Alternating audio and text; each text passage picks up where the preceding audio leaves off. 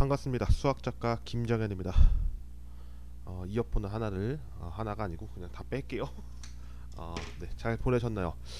음, 영상이 또 지연이 됐습니다. 사실은 제가 지연을 하려고 의도를 한 건 아닌데, 제가 이제 충분히 공부를 하고 또 논문을 계속해서 또 쓰는 작업이 있었어서 그런 부분은 여러분께 좀 죄송하다는 말씀을 먼저 드립니다. 카메라를 어디로 봐야 될지 모르겠네요. 지금 제가 랩실에서 지금 촬영을 하고 있는데, 위에 캠이 달려 있는 게 아니고 제가 지금 따로 뺐거든요. 그래서 지금 여기가 보일 겁니다. 예. 그리고 마이크도 예전에 혹시 보신 분들은 아시겠지만 그 마이크이고요. 그렇게 작업을 하고 있는데, 오늘 제가 이제 좀 새롭게 해보려고 이렇게까지 한번 시도를 해보면 어떨까 생각을 해서 준비를 해보게 됐습니다. 그 과정을 여러분께 먼저 보여드리고요. 사실은 PPT를 겸하는데 컴퓨터 사양 이런 부분이 이제 뭐 게이밍 노트북이나 이런 원활한 그런 디스플레이를 갖고 있지는 않아서 어, 애니메이션 효과는 없지만 이렇게 해볼까 합니다. 이렇게요. 그래서 오늘 제가 말씀드리려고 하는 내용은 대수에서 함수까지 어떻게 구성이 되어 있는지를 2022 개정 교육 과정에 기반해서 말씀을 좀 전해드릴까 합니다. 뭐 이거는 2015 개정 교육 과정으로 봐도 사실은 무방할 정도로 비슷한 부분이 많고, 특히 대수에서 함수 영역으로 가는 그 과정이 학생들에게 어떻게 설명하면 좋을까, 이런 부분은 계속해서 언급이 되었기 때문에 저도 이 부분을 좀 논하고 싶었습니다. 그래서 오늘은 이 주제를 한번 가지고 오게 됐고요. 설명을 한번 이어나가 보도록 하겠습니다. 제가 지금은 듀얼 모니터를 쓰고 있기 때문에 이렇게 한번 해보죠. 자, 수화연산, 문자화식, 방정식과 부등식, 함수 영역까지 간단하게 정리해보자 라는 제목으로 지금 되어 있을 텐데요.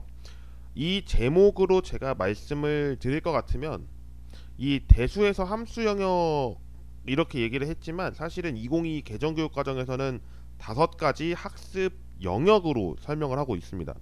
그 중에서도 첫 번째가 이제 나타나는 수화연산이고, 두 번째는 이 문자화식, 방정식과 부등식 함수, 이 부분을 하나로 묶고 있는데 이를 뒤에서 설명을 하도록 하겠습니다. 자, 그러면 어떻게 구성이 되어 있는지 함께 보시겠습니다. 먼저 수화연산 부분에서 중학교 1학년부터 3학년까지 배우게 되는 필수 영역입니다. 2015 개정교육과정과는 똑같습니다. 2015 개정교육과정에서도 다음과 같이 소인수분해, 정수와 유리수, 그리고 2학년 때 유리수와 순환소수, 3학년 때 제곱근과 실수를 배우고 있습니다. 이 부분은 제가 배웠었던 7차 개정교육과정과도 동일한데요. 그러다 보니까 이 부분은 뭐 여러분이 아시는 대로 뭐 배우셨던 과정 그대로 적용을 해도 무방하겠지만, 이제는 학생들의 수준이 계속해서 변하고 있고 그거에 맞춰서 설명을 또 이루어져야 하기 때문에 이런 부분에서는 당연히 달라질 수밖에 없을 겁니다. 그래서 저는 질문을 이렇게 3가지를 해봤는데, 제 개인적인 의견과 함께 여러분은 어떤 고민을 해봤으면 하는지를 좀 제시를 해볼까 합니다. 먼저 중학교 과정에서 수의 체계는 어떻게 구성이 되어 있을까에 대한 질문을 좀 던져보겠습니다. 여러분이 알고 있는 수의 체계, 복소수까지일 겁니다. 중학교 1학년 때 유리수까지, 중학교 2학년 때 유리수를 배우지만 그보다 좀 더 심화된 내용을 배우고, 중학교 3학년이 되면 무리수, 실수까지 나가죠. 그리고 나서 고등학교 1학년이 되면 복소수를 다루게 됩니다. 이 복소수를 다루게 되는 과정에서 물론 이제 고등학교 1학년이기 때문에 제가 지금은 말을 하지는 않겠습니다만, 중학교 3학년까지 언급되는 이 실수 영역에서 어떻게 접근을 해야 하는가, 이런 부분에서는 좀 중요할 필요가 있겠습니다. 뭐 예를 들면 소인수분해, 정수와 유리수라고 되어 있는데, 이 소인수분해를 배우게 되는 의미는 무엇일까요? 뒷부분에 2학년에서 다루게 되는 내용에도 연결이 되죠. 지금 보면 아시겠지만 유리수와 순환소수라고 되어 있는 부분이 보이실 겁니다. 이 순환소수가 대표적인 예가 되는데, 분모에 2 또는 5의 소인수를 갖지 않고 그 외적인 소수를 가질 경우에는 순환하지 않는 소수, 죄송합니다, 순환소수라고 얘기를 했죠. 순환하지 않는 소수는 죄송하지만 무리수였죠. 예, 정정합니다. 순환소수라고 한다면 무한소수인데 분모가 소인수 2 또는 5가 아닌 다른 수가 같이 결합된, 즉 3, 7, 11, 13 이런 수들이 들어갔다면 순환소수, 무한소수라고 이야기를 할 수가 있습니다. 이렇게 이야기를 한다면 중학교 2학년까지 순환소수, 유리수는 설명이 될 거라고 생각합니다. 하지만 여기서 중요한 거는 이제 제곱근입니다.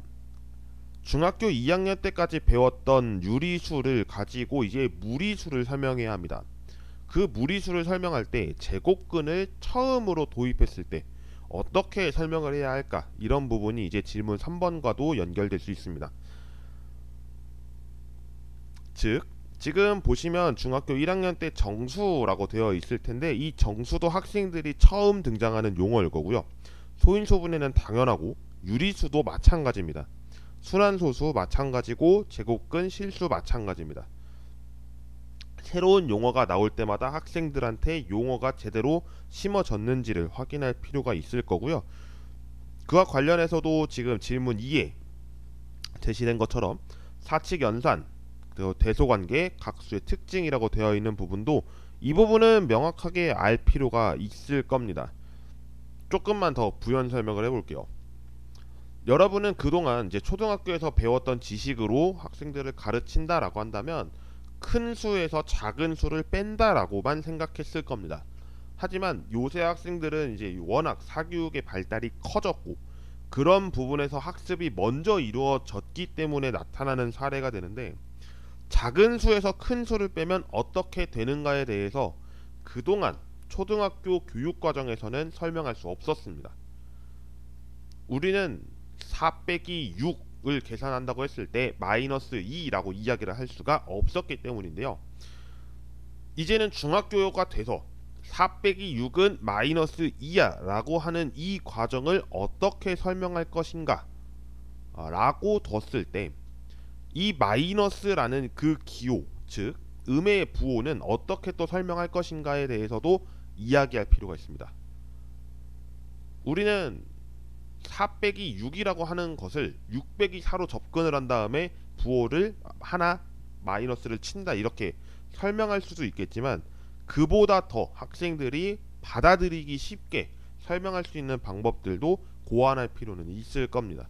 그런 점은 참고할 내용이겠고요.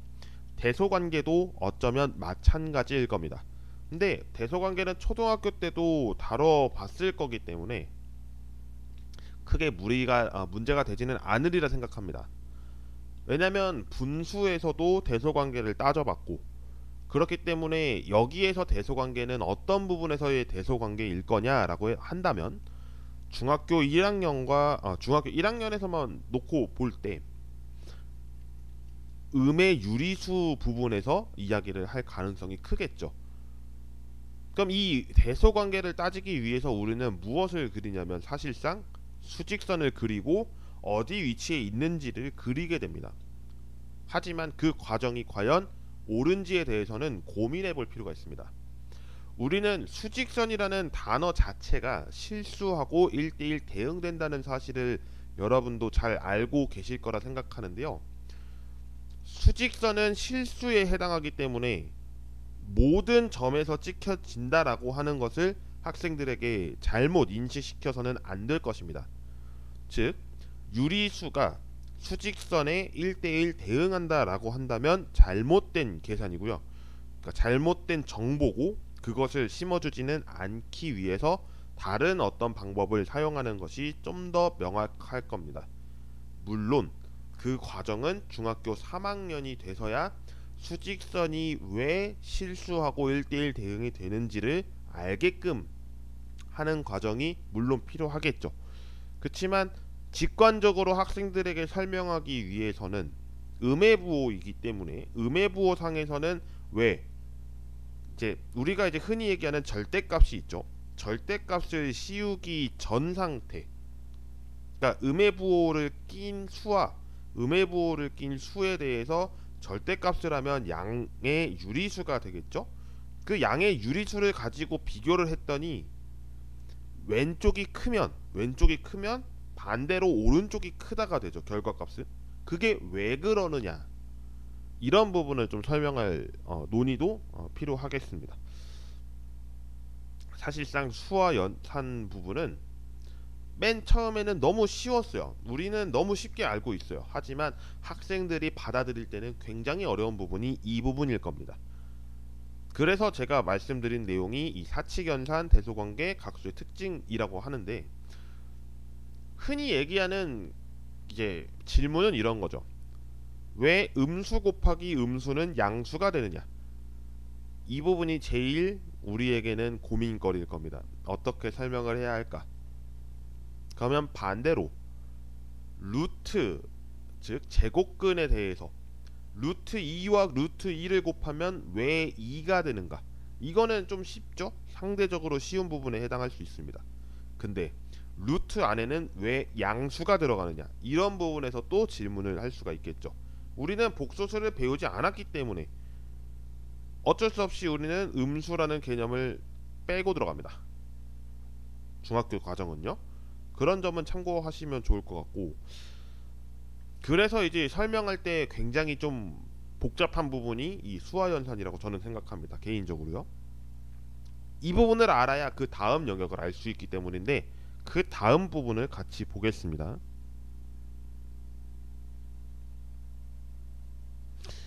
지금 보시는 그대로입니다.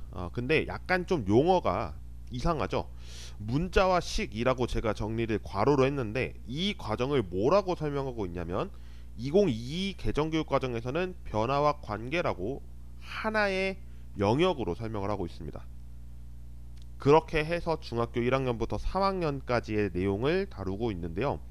중학교 과정에서 변화와 관계는 어떻게 구성이 되어 있을까? 다음과 같습니다. 문자의 사용과 식이라는 첫 번째 중학교 1학년 때 다루는 내용과 1차 방정식이 이때 등장하고요. 좌표평면과 그래프는 사실 되게 많이 왔다 갔다 했던 부분이었습니다. 그리고 중학교 2학년이 됐을 때 식의 계산, 1차 부등식, 연립 1차 방정식 이렇게 하고 1차 함수와 그 그래프를 배우고요. 그리고 나서 이제는 함수와 방정식의 관계를 설명합니다. 3학년이 됐을 때는 다항식의 곱셈과 인수분해를 배우게 되고 2차 방정식 그리고 2차 함수와 그 그래프에 대해서도 설명하고 있습니다. 사실은 이 뒷부분에서도 설명할 수 있어야 되는 것이 2차 함수와 2차 방정식의 관계일 텐데, 그 부분은 고등학교 1학년 때 설명이 되고 있기 때문에 이 부분에서는 설명을 따로 하지는 않고 있습니다. 자, 그러면 여기서 알아야 될 부분, 바로 방정식과 부등식에서 함수로의 연결입니다. 지금 중학교 1학년에서는 1차 방정식으로 마무리를 짓고 있지만 중학교 2학년이 됐을 때는 연립 1차 방정식 또한 이야기하고 있습니다. 이 부분이 왜 중요한가 라고 한다면, 연립 1차 방정식이라고 한다는 것은 1차 방정식에서 x와 y를 미지수로 했을 때 두 개의 식, 두 개의 미지수를 갖게끔 해서 연립하는 그 방정식이 연립 1차 방정식이었죠. 그러면 이를 함수로 봤을 때 두 가지의 1차 함수로 놓을 수 있고, 그 경우가 서로 겹치는지 아니면 평행한지 아니면 일치하는지, 이런 부분을 설명할 수 있기 때문에 중학교 2학년에서 1차 함수와 1차 방정식의 관계를 설명하고 있다라고 해석할 수 있습니다. 중학교 3학년인 경우에 2차 방정식이 언급이 되는데, 그 전에 살펴봐야 될 것이 다항식의 곱셈과 인수분해일 겁니다. 이 부분에서 설명을 하기 위해서는 보다 더 중요한 내용들이 있죠. 다항식의 곱셈, 그것을 한다는 것은 전개를 한다는 뜻이고, 그 전개에 역을 한다는 것이 곧 인수분해가 되기 때문에 그런 부분도 확인할 필요는 있을 거고요. 그리고 이제 3번 질문에서 보시는 바와 같이 방정식과 부등식에서 첫 번째 등장하는 내용, 중학교 1학년과 중학교 2학년 때일 텐데, 특히 이제 종류가 다양합니다. 부등식은 지금은 한 가지만 언급되겠지만 지금 방정식으로만 봐도 3개 등장합니다. 1차 방정식, 연립 1차 방정식, 2차 방정식이요. 그렇기 때문에 이거를 어떻게 설명할 수 있을까라는 것과 어떻게 연결되는지를 설명하는 필요도 있어 보입니다. 그렇게 좀 보이고, 이제 4번에서도 함수의 등장. 제가 아까 말씀드린 부분을 기억하신다면 1학년에 있는 좌표 평면과 그래프 부분입니다. 사실은 여기서 정비례와 반비례가 직접적으로 언급이 되기도 하는데, 지금 이 상황에서는 좌표 평면을 알아야 하고 그래프까지 이제 제시가 되는데, 여기에서 이제 정비례와 반비례가 등장하고 있다라고 할 수가 있습니다. 그리고 이 영역이 왔다 갔다 했다고 제가 말씀을 드렸는데 초등학교 6학년 때 배우기도 했습니다. 그러니까 그래프라는 그 개념을 마지막 단원에 배치를 하면서 이 영역을 다루고 나서 중학교 1학년 때부터 1차 함수를 다루게 그렇게 냈었는데, 이제는 다시 원상태로 복귀를 해서 2학년 때 1차 함수를 배우고 3학년 때 2차 함수를 배우게끔 이제 지도를 하고 있습니다. 함수는 어떻게 설명할 것인가, 이 부분도 관건입니다. 우리는 이제 수학 교육학에 왔으면 수학을 했다라고 전제를 했을 때 집합도 알고 있습니다. 그리고 나서 함수를 가죠. 근데 중학교에서는 집합이라는 내용이 없어진 지 꽤 됐습니다. 그러면 없어진 상태에서 함수를 접근해야 되기 때문에 함수를 어떻게 설명할까라고 했을 때 두 집합 사이의 대응관계라고 설명하는 순간 교육과정이 안 맞습니다. 그래서 함수가 등장했을 때 어떻게 학생들에게 설명을 하고 쉽게 접근할 수 있어야 하는가를 좀 고민할 필요가 있어 보이고요. 이런 점에서도 우리가 아까 얘기했던 수화연산부터 이 변화 관계까지 연결을 지어보면 항상 나왔던 게 2차 함수에서 루트를 씌웠던 함수를 보지 못했을 거예요. 그 부분도 우리는 좀 확인해 볼 필요는 있겠죠. 그러면 뭐 예를 들면 루트 2x 더하기 루트 3y는 0이다 라고 했을 때 어디를 지나겠느냐, 그랬을 때 이제 x와 y의 순서상을 가지고 이야기를 할 텐데, 그런 부분도 좀 논의할 필요는 있어 보이죠. 그래서 이제 얘기가 나오는 것은 문자의 유용성을 알아야 하는 것과 또 방정식, 부등식, 함수 이 부분을 배움으로써 우리 사회에서 왜 필요한지, 물론 우리는 이제 문제풀이에 대한 그런 부분 때문에도 이야기를 할 수가 있겠지만 실생활과의 연관이 매우 매우 중요합니다. 그래서 이번 2022 개정교육과정에서도 무엇이 강조됐냐면 수학적 모델링이 강조됐습니다. 이 부분은 제가 나중에 한 번 더 촬영을 할 예정인데, 수학적 모델링은 수학적 세계와 실세계의 연결고리입니다.